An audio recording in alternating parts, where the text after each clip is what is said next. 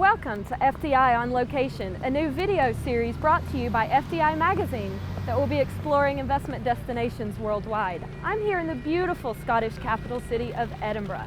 Edinburgh was among the top performers in our fDi European Cities and Regions of the Future rankings.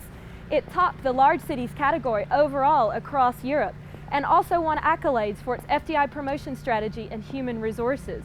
Now I'll be here talking to some of the companies to find out why they've chosen to locate and then expand in Edinburgh. I'll talk to city leaders and find out how they're positioning the city for future competitiveness in the global economy, and just overall taking a look at what makes Edinburgh an fDi city of the future. Join us on Location. Edinburgh, easily one of the most picturesque cities in the UK, and indeed in Europe, has an obvious attractiveness as a place to visit and live. A city centre that is a UNESCO World Heritage Site, an imposing castle perched spectacularly atop rocky crags, breathtaking views around nearly every corner, and a history as long as it is rich. There are endless treats to enjoy in the city. But that is for leisure. What about business? fDi's European benchmarking rankings, published in February 2012, revealed a hard core of business attributes behind the pretty facade. Edinburgh is a centre for finance, insurance, fund management, as well as banking, even though its financial services sector took a bit of a hit from the financial crisis a few years ago. But there's more: centres of excellence in biotechnology, creative industries, and even IT. City leaders say they were not surprised by Edinburgh's strong showing in the fDi rankings, despite it moving from the small cities category, where it was placed in the previous rankings, to the more competitive large cities category to reflect its increased population. Well, I was absolutely delighted with the award. It was the first year that we'd entered as a large European city, and to go straight from in the small cities category to winning the large European city in a space of less than 2 years is really great news for the capital city of Scotland. CEO of the City Council, Sue Bruce, says she was also pleased but not surprised by the accolade. She said it merely confirmed what she and her colleagues already knew about the city's assets for investment. Firstly, there's the natural benefits of the city. You know, it's built up from its medieval times. It's a World Heritage Site. It's got ease of access. We've got a great airport, railway stations, and so on. But beyond that, if you like, the will of the city, of businesses and public authorities working together to make sure that we can support one another and to make sure that the city thrives, I think is really paramount in people's minds. I think what makes Edinburgh so attractive to foreign direct investment is its very good connections. It's connected through its airport to over 100 international destinations, and it's got a very vibrant range of industries, traditional industries that we're well known for, like banking, finance, insurance, but also newer industries like life sciences, biotechnology, and creative industries that are attracting a lot of jobs to the city. On the heels of the fDi award, Edinburgh soon received news of another success. The city beat out 18 other UK cities to host the UK's first ever green investment bank. The bank is designed to handle billions of pounds of funding in new renewable energy projects. Up to 50 of the bank's 120 staff members will be in an Edinburgh site, with the remainder in the bank's other hub of London. The bank's chairman says Edinburgh's dual strengths in both finance and green energy, as well as its other attributes, led to it being selected for this highly coveted facility. In Scotland, 2 of the 6 major energy providers in the UK are based up here. So there was a lot of knowledge. And it's a little known fact that Scotland has 25% of all wind, European wind, 25% of tide, and 10% of all wave energy in the whole of Europe. So it really was a place where you could expect a green cluster to actually form financial people, project people, people who have expertise in accounting and law and so on, because it's a major professional centre, and it's got links easily into other major European capitals, including London incidentally, but also Frankfurt and Paris and so on. The local talent pool was also a factor. It's a very desirable place for people to come and work, as well as having a very well-trained local population. And incidentally, there are more graduates per head in Edinburgh. I think it's 40% more there than in any city in the UK.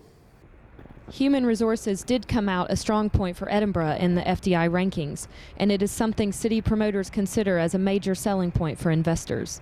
The city is home to 4 universities, including the University of Edinburgh, which ranks among the top 5 universities in the UK and 20th in the world for academic reputation.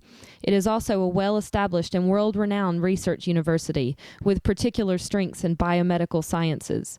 A quarter of the residents of Edinburgh have a university degree. One of the other attributes we've got is a range of really great universities, global top 20 universities, and that means that investors coming here, companies coming here, have got a ready-made population of highly educated workforce to choose from. And that has proven to be a real attraction to people looking to invest in the city because they don't have to look too far for that skilled workforce. Creative industries company Pufferfish has found it easy to tap into this rich pool of talent. We've got a wealth of really interesting and diverse new degrees, new fields of study that feed into the workforce, something that we capitalise on a great deal. And the prospect of moving and living in Edinburgh is very attractive. So it's been very easy for us to pull in particular skill sets that we've needed, whether that be from the south or actually further abroad. It's, as I said, as an attractor, the city itself makes employment fairly easy. Skyscanner is another company which has made its base in Edinburgh, thanks in part to the local workforce and high-tech skills available in the city. Its staff has expanded from just 15 people 4 years ago to 150 today. Having Edinburgh University Informatics Department is excellent. It's one of the top 4 or 5 departments in the world and one of the best in Europe. So the quality of the graduates and the research done there is really good, and we get people straight out of Edinburgh University or people a few years later, and that has a huge impact on the skills and the quality of our team. I think beyond that, we have a great working environment and living environment in Edinburgh, and I think that serves to mean that although there's an international intake into Edinburgh University, lots of people choose to stay and make their careers here. So we have about 30 to 35 different nationalities working for us, and that only adds to our ability to create a website that works for people worldwide. Technical skills are only part of the equation, though. For innovation to thrive and innovative companies to flourish, a creative vibe is essential. Investors say Edinburgh has it. I think inherently Edinburgh is a creative city. I mean, it fundamentally is world renowned for the festival, for being a creative hub, which, you know, it's inherent, I suppose, in the city's nature. Festival itself's been around 60 years. I think, from my experience of 13 years of living in Edinburgh, that the nature of the city is such that it's sort of self-perpetuating. We have international focus, I think, on the city for 1 month of the year. However, what that brings with it is a rich and vibrant society, both living here and visiting, coming and living for shorter stints in the city, which has allowed for sort of a wonderful sense of creativity across a whole range of art forms. Staying in Edinburgh, for those who come to work or study, is certainly a tempting proposition. But international connections, both outbound and inbound, are also important. Connectivity is a lifeline for businesses. Edinburgh is getting better on this score. The airport hosts 40 airlines serving 120 destinations, with new routes being added to places such as Istanbul and other hubs that connect onwards to Asia and the Middle East. More connections with North America, a key market for Scotland, are also being sought. Well, Edinburgh Airport over the last few years has been performing way above other airports' expectations, despite the economic challenges. So we're obviously serving the capital city of Scotland. We're a gateway into Scotland for visitors coming in, as well as accessing business destinations and leisure destinations outside. So we've moved up to just over 9 million passengers now, tracking about 9.3 million passengers this year. The split between business and leisure passengers using Edinburgh Airport is roughly even. This is appropriate because tourism is not only a major driver of the Edinburgh economy, it also feeds into business and investment promotion. Among the magnets for tourists are Edinburgh's many festivals, which count among them some of the world's best-known gatherings for theatre, comedy, and literature. Edinburgh is widely regarded as the world's leading festival city. It's a global brand, and as other cities around the world, thousands of them are trying to attract attention from investors, from visitors, attracting residents and students. What the festivals give to Edinburgh is something absolutely unique. And every year, hundreds of thousands of people come into the city, attracted by the dynamism, the scale, the creative force of our festivals. And it means that the city is invested in a different way, in a completely unique way, by creativity, by a kind of energy that you can find nowhere else in the world.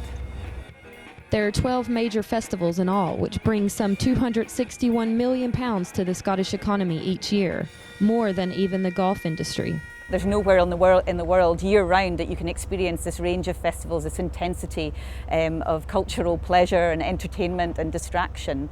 But also from an investment point of view, then when you're trying to attract high-level people, high-level creative thinkers, then having this environment as an inspiring backdrop to how they live, how they work, and how they engage with their colleagues is incredibly important. But tourists come for other reasons as well. Top of the list, along with cultural offerings, historical sites, and golf, is a wee dram of authentic Scotch whisky. Certainly from our experience, 80% of our visitors here are international, and we know that when they come to us, they've got whisky on their tick list of things to do when they're in Scotland. And whether that is just wandering into a pub in the Royal Mile and trying a dram, whether it's coming to find out more from us, or whether it's actually travelling further. And Edinburgh really is the gateway into Scotland, so a lot of visitors are coming here for the first time and then making a decision to come back to Scotland and maybe travel a little bit further. Scotch whisky is big business, with brands recognized worldwide, but it is one with a long heritage. It's keeping up with the modern times and pursuing innovative new technologies, while also maintaining its uniqueness. This fits in with how Scotland and Edinburgh brands itself, and is at the heart of its appeal to visitors. I think people see Scotch whisky as authentic. It's an authentic Scotch whisky. It's been around for a very long time. I think it's probably down to some of our entrepreneurs way back in the 1800s who put backpacks on their back and travelled throughout the world, setting up agents to sell their whisky. People like Tommy Dewar, Peter Mackey, Alexander Walker, all these famous names that still exist in brands today. And I think it's a very natural product, and Scotland in itself is seen as a wild and natural country, so the purity of the water and the ingredients that are used in Scotch whisky and all that defines Scotch whisky as something that is inexplicably Scottish and synonymous with Scotland. And obviously as the capital city, people are coming into Scotland through Edinburgh and wanting to find out more. Edinburgh, like Scotch whisky, has a proud history. But it is not enough to tout the accomplishments of the past or even to celebrate the present. Eyes must remain firmly fixed on the horizon, and in a competitive global environment, there is little scope for error. In the fDi rankings, Edinburgh placed top among large cities in Europe and top among Northern European cities of all sizes for fDi promotion strategy. To stay on top of the game, work must continue.